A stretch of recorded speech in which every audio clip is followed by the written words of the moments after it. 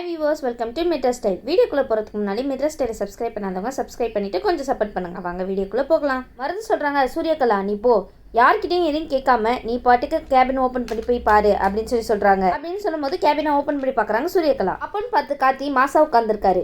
அப்போ எதார்த்தமாக அந்த இடத்துல நிற்கிறாங்க. சூரியகலாவுக்கு என்ன ஏதுன்னே கொஞ்ச நேரத்தில் புரியவே இல்லை. உடனே நீ இங்கே தான் இருக்கியா, நீ மனசை மாற்றணும்னு தான் இந்த மாதிரிலாம் பண்ணிட்டு இருக்கியா அப்படின்னு கேட்கும்போது கார்த்தி சொல்கிறாரு, நான் என் சொந்த வேலைக்காக இங்கே வந்து உட்காந்துருக்கேன், நீ மற்றவங்களோட வாழ்க்கையை கெடுக்கணும்னு உட்காந்துருக்க, அதான் எனக்கும் உனக்கும் உள்ள வித்தியாசம் அப்படின்னு சொல்லி கார்த்தி சொல்கிறாரு. கார்த்தி கேட்குறாரு, நீலாம் இன்னும் திருந்தவே இல்லையா அப்படின்னு சொல்லி கேட்டுட்டு இருக்காரு. அவங்களாம் திருந்தக்கூடியவங்களா கார்த்தி? அதுக்கு சூரியகலா சொல்கிறாங்க, ஏய் அப்போ நான் தனியால இருந்தேன், இப்போ உன்னோட அத்தை உன்னோட மனைவி கூட என் பக்கமாக தான் இருக்காங்க, எல்லாருக்குமே என் மேலே தனிப்பட்ட பாசமே இருக்கு அப்படின்னு சொல்கிறாங்க சூரியகலா. அந்த அன்பு பாசத்தை வச்சே நாங்கள் ஜெயிச்சிடுவோம், கண்டிப்பாக உன்னை தோக்கடிச்சிடுவேன் அப்படின்னு சொல்லிட்டு இருக்காங்க சூரியகலா. என்னன்னு பார்த்தா, நீ பெருசா மலை போல நம்புறல, அதை தவிழுப்படியாக்க அண்ணன் இருக்காருடா, அவர் பேர் மருதுடா அப்படின்னு சொல்லி தேவையில்லாம கார்த்திக் கிட்ட மருது சிக்க வச்சுட்டாங்க. வேற லெவல்னே சொல்லலாம். ஓ அப்படி, சரி, எனக்கு உண்மையாவே கவலையா இருக்கு, பேசும்போது பார்த்து பேசணும், சரி நான் யாருன்னு இப்பவே உனக்கு நிரூபிச்சு காமிக்கிறேன். அதுக்கு கார்த்தி சொல்றாரு, சரிம்மா நீ வீட்டுக்கு போ, வீட்டுக்கு போகும்போது உனக்கு ஒரு சர்ப்ரைஸ் காத்துட்டு இருக்காங்க அப்படின்னு சொல்லிட்டு இருக்காரு. என்ன சர்ப்ரைஸ் கார்த்தி? எங்களுக்கே தெரியாம அண்ணன் எங்கன்னு ஃபர்ஸ்ட் தேடி கண்டுபிடி பார்ப்போம், உங்க அண்ணன் அங்க இருந்தா தானே எல்லாமே நல்லா தான் நடக்கும், இப்போ உங்க அண்ணனே அங்க காணனா என்ன பண்ணுவ அப்படின்னு சொல்லி கேட்கும்போது அதுக்கு சூரியகலா சொல்றாங்க, ஏய் என்ன சொல்லிட்டு இருக்க நீனு அப்படின்னு சொல்லும்போது, என்னன்னா ட்ரை பண்ணி பாரு உங்க அண்ணன் எங்க இருக்காருன்னு. இது மாதிரி சரவணனுக்கு கால் பண்றாங்க. சூரியகலா வெளியே போனதுக்கு அப்புறம் இந்த மாதிரி மருதுன்னு ஒருத்தன் பிரச்சனை பண்ணிட்டு இருக்கான், அவனை கூட்டிட்டு போ, இதுல அவன் என் பேரை வேற சொல்லி வேற இந்த மாதிரிலாம் ஏற்பாடு பண்ணிட்டு இருக்கான், நீ தான் அவனை உண்டு இல்லைன்னு ஆக்கணும். சரி கார்த்தி, நான் பாத்துக்கிறேன். இந்த அளவுக்கு இறங்கிட்டாங்களா, அவன் நல்லவனா இருக்க கூட வாய்ப்பு இல்ல, சரி என்ன ஏதுன்னு பாத்துட்டு நான் சொல்றேன் அப்படின்னு சொல்றாங்க சரவணன். உடனே மயில் வாகனமும் சரவணனுக்கு கால் பண்றாரு. சார் நீங்க இப்ப எங்க இருக்கீங்க சொல்லுங்க. அதுக்கு சரவணன் சொல்றாரு, நான் இந்த மாதிரி இங்க ஒரு முக்கியமான வேலை பார்த்துட்டு இருக்கேன்ப்பா அப்படின்னு சொல்லிட்டு இருக்காரு. இப்பதான் கார்த்தி எனக்கு கால் பண்ணாங்க, நீங்க ஒன்னும் கவலைப்படாதீங்க, அவனை கையும் களவுமா நான் இழுத்துட்டு வரேன் அப்படின்னு சொல்றாரு. சரிங்க கூட்டிட்டு வாங்க அப்படின்னு சொல்றப்போ, வருது எங்கப்பா போற, வெளியே போறியா, எனக்கும் அந்த இடத்துல தான்ப்பா ஒரு வேலை இருக்கு, நீ கூட்டிட்டு போறியாப்பா அப்படின்னு சொல்லி கேட்கும்போது மருது கேட்குறாரு, என்ன நீங்க என்கிட்ட இப்படிலாம் நீங்க பேச மாட்டீங்களே. அதுக்கு மயில் சொல்றாரு, என்னப்பா பண்றது, நீ யார் எவருன்னு எனக்கு நல்லாவே தெரிஞ்சிருச்சு, இனிமேட்டையும் உன்கிட்ட பிரச்சனை பண்றதுல எனக்கு அவசியமும் கிடையாது தேவையும் கிடையாது, இந்த இடத்துல தான் நம்ம ரெண்டு பேரும் ஒத்துமையா இருக்கணும் அப்படின்னு சொல்லிட்டு நான் உன்னை நம்புறேன். அப்படியே மருது நம்புற மாதிரி பொய்யா சொல்லிட்டு இருக்காரு நம்ம மயில் வாகனம் ஒரு கரெக்டான ஃபார்ம்ல தான் போயிட்டு இருக்கீங்க, போங்க போங்க, உங்களை கேட்க யாரு இருக்கா, உங்களால மட்டும்தான் மருதை வலிக்கு கொண்டு வர முடியும் மயில் வாகனம். அதுக்கு மருது சொல்றாங்க, இப்பயாவது புரிஞ்சுக்கிட்டீங்களே. மயில் வாகனம் சொல்றாரு, இந்த வருங்கால சகலைக்காக அப்படின்னு சொல்லிட்டு கீழே துப்புறாரு தூணு. மருது வந்து அதை பார்த்துட்டு என்ன சொல்றீங்க அப்படின்னு சொல்லி கேட்கும்போது, இல்லப்பா அதுக்காவது உதவி பண்ணலாம்ல அப்படின்னு சொன்னேன் அப்படின்னு சொல்றாரு மயில் வாகனம். மருது சரின்னு சொல்லிட்டு ரெண்டு பேருமே கார்ல போயிட்டு இருக்காங்க. ஒரு வழியா மருதை நம்ப வச்சு கார்ல ஏறி போயிட்டு இருக்காரு மயில் வாகனம். சார் வந்துட்டு இருக்கோம் சார் அப்படின்னு சொல்லிட்டு இருக்கும் போது காரை ஒரு இடத்துல நிப்பாட்டுறாங்க. அப்போன்னு பார்த்து மருதா போலீஸ் செக் பண்ணிட்டு இருக்காங்க. மயில் வாகனம் சொல்றாங்க, சொல்லுப்பா கேக்குறாங்களே, உண்மையான பேர் சொல்ல போறியா இல்ல பொய்யான பேர் சொல்ல போறியா அப்படின்னு சொல்லி கேட்டுட்டு இருக்காங்க. பேசுறதெல்லாம் பார்த்தா வித்தியாசமா இருக்கே. வித்தியாசமா தான் இருக்கும், சொல்லுப்பா கேக்குறாங்கல்ல, பேரை சொல்லுப்பா அப்படின்னு சொல்லிட்டு இருக்காங்க. அதுக்கு மருது சொல்றாரு, என் பேரா கார்த்தி அப்படின்னு சொல்றாரு. என்னப்பா கார்த்தின்னு சொல்லிட்டு இருக்க, இங்க பேரை பார்த்தா மருதுன்னுல போட்டிருக்கு, வீட்டுல எல்லாரும் என்ன அப்படி சொல்லுவாங்க சார், ஆனா உண்மையான பேரு மருது அப்படின்னு சொல்றாரு. அப்படியே தம்பி அப்படின்னு சொல்லிட்டு என்ன ஏதுன்னு காரை வந்து சோதிச்சு பார்த்துட்டு இருக்காங்க. அப்போன்னு பார்த்து பையில ஒரு பெட்டி இருக்கு. என்ன பண்ணு ஏது பண்ணுன்னு சுத்தமாவே புரியல மருதுக்கு. சார் உங்களை விசாரிக்கணும் வாங்க போலாம் அப்படின்னு சொல்லும்போது, என்னடா இது எல்லாம் உன்னோட வேலையா அப்படின்னு சொல்லி கேட்கும்போது, என்னோட வேலையாவா, அதெல்லாம் ஒண்ணு இல்லையே சார், இவனை கூட்டிட்டு போங்க சார் அப்படின்னு சொல்லிட்டு மயில் வாகனம் சொல்லிட்டு இருக்காரு. அதுக்கு மருது சொல்றாரு, இப்போ புரிஞ்சிடுச்சுடா, நீ என்கிட்ட அன்பா பாசமா பேசும்போதே தெரிஞ்சிடுச்சுடா அப்படின்னு சொல்லிட்டு இருக்காரு. ஈஸ்வரி அவங்க எவ்வளவு பெரிய ஆளுன்னு தெரியும்ல, நீ தான் என்ன சிக்க வச்சேன்னு தெரிஞ்சா அவங்க உன்னை என்ன பண்ணுவாங்கன்னு தெரியுமா தெரியாதா அப்படின்னு சொல்லி மருது கேட்டுட்டு இருக்காரு. மயில் வாகனம் கேக்குறாங்க, ஃபர்ஸ்ட் நீ எங்க இருக்குன்ற விஷயம் அவங்களுக்கு தெரியணும், அதுக்கப்புறம் வந்து நீ ஈஸ்வரி அம்மாவை பத்திலாம் அப்புறமா தெரிஞ்சுக்கலாம் சரியா, அதுக்கு முன்னாடி கார்த்தியோட மாச பத்தி நீ தெரிஞ்சுக்கணும், போட வாய மூடிட்டு அப்படின்னு சொல்றாங்க மயில் வாகனம். அதுக்கு சார் இவனை ரெண்டு தட்டி கூட்டிட்டு போங்க சார் அப்படின்னு சொல்லிட்டு இருக்காங்க. சரின்னு சொல்லிட்டு அவங்களையும் பிடிச்சிட்டு போயிடுறாங்க. உன் பேரை ஏமாத்திட்டாங்க இருக்க, இதுவும் ஒரு வகையான தப்பு தான்டா. அந்த இடத்துல சரவணன் சரியான பாடத்தை சொல்றாங்க.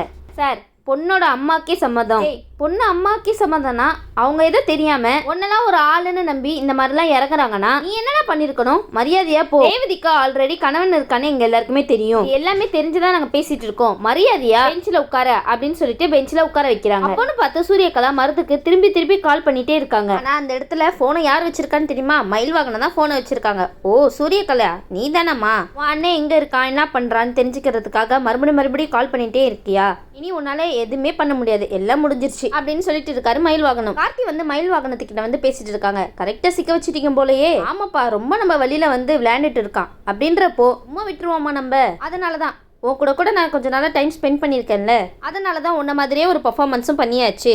இப்போ என்னப்பா பண்ணலாம் அப்படின்னு சொல்லிட்டு இருக்கும்போது சூரியகலா அவனை தேடுன்னு தேடுவா. அவளை சுத்த விடணும், நீங்கள் அவங்க வாய்ஸில் பேசுங்க, அப்பதான் சரியா வரும் அப்படின்னு சொல்லிட்டு அதிகாரிக்கு கை கொடுத்துட்டு கிளம்புறாங்க கார்த்தி. சூரியகலா ஃபோன் பண்றப்போ ஃபோன் எடுத்துட்டு சொல்லுமா அண்ணே நீ எங்கன்னு இருக்க அப்படின்னு சொல்லி கேட்க, கார்த்தியை பார்த்து வில்லன்னு சொல்லிட்டு இருக்காங்க. அங்க இருந்து நான் வந்துட்டு இருக்கேன், அவன் பெருசா சவால்லாம் விட்டுருக்கான். அதுக்கு மருது மாதிரி மயில்வாகனம் சொல்றாரு, உனக்கு தான் உன் அண்ணனை பத்தி நல்லா தெரியுமேம்மா, நான் எவ்வளவு பெரிய மாசுன்னு. சூரியகலா சொல்றாங்க, இருந்தாலும் கொஞ்சம் கவனமா இருக்கிறது நல்லது தானே அப்படின்னு சொல்லிட்டு இருக்கும் போது, அதுக்கு சரிம்மா நான் கவனமா இருந்துக்கிறேன் அப்படின்னு சொல்றாரு. சரிம்மா நான் இங்கதான் இருக்கேன் அப்படின்னு சொல்லிட்டு ஏதோ ஒரு இடத்த சொல்றாங்க. சரிண்ணே நீ அங்கே இரு, நான் உடனே அங்க கிளம்பி வரேன் அப்படின்னு சொல்லிட்டு சூரியகலா சொல்றாங்க. சரின்னு சொல்லிட்டு சூரியகலாவும் வேக வேகமா கிளம்பி அந்த இடத்துக்கு போயிட்டு சுத்தி தேடிட்டு இருக்காங்க அவங்க அண்ணனை. பார்த்தா காரும் இல்ல, அவரும் இல்ல, யாருமே இல்லங்க. மறுபடியும் சூரியகலா என்ன பண்றாங்க, அவங்க அண்ணனுக்கே கால் பண்றாங்க.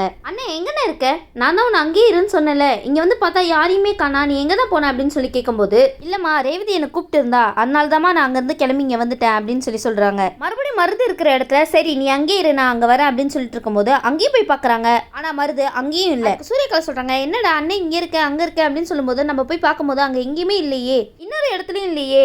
சரி இது ஒருவேளை அவரோட வேலையா இருக்குமோ அப்படின்னு சொல்லிட்டு சூரியகலா யோசிச்சுட்டு இருக்காங்க.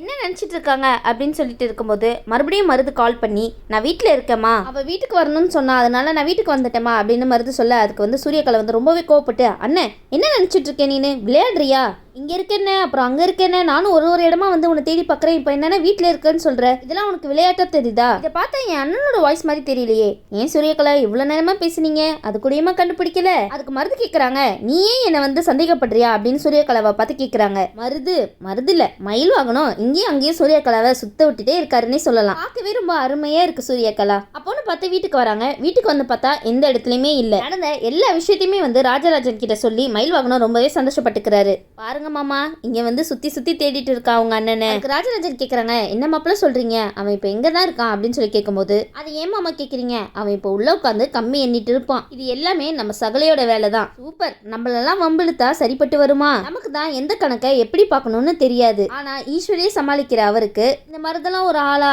இவரை சமாளிக்க முடியாதா, சரி ஏதோ சூப்பரா சமாளிச்சாச்சு, இனி நம்மளுக்கு கவலையே இல்லப்பா. உடனே மயில்வாகனை கேட்கிறாரு, சூரியகலா உன்னை பார்த்தா ரொம்ப கவலையா இருக்கிற மாதிரியே இல்லாம இருக்கு, என்னாச்சு அப்படின்னு சொல்லி கேட்கும்போது வந்து சூரியகலா கேட்குறாங்க, கவலையா அப்படிலாம் ஒன்றும் இல்லையே அப்படின்னு சொல்லிட்டு மனசுக்குள்ள நினைக்கிறாங்க. இவங்க வேணும்னே கேட்குறாங்களா இல்லை எல்லாமே தெரிஞ்சுக்கிட்டே கேட்குறாங்களான்னு தெரியலையே அப்படின்னு சொல்லி நினச்சிட்டு இருக்காங்க சூரியகலா. இருந்தாலும் நம்ம இதை பற்றி வெளியே காட்டிக்க கூடாது அப்படின்னு சொல்லிட்டு சூரியகலா யோசிச்சுட்டு இருக்காங்க. மயில்வாகனை கேட்குறாங்க, அத்தை பாருங்க அத்தை, சூரியகலா ஏதோ கவலையில் இருக்கா, எதையோ தொலைச்சிட்டு இருக்கிற மாதிரி இருக்கா அப்படின்னு சொல்லிட்டு கரெக்டாக கண்டுபிடிச்சிட்டாங்க.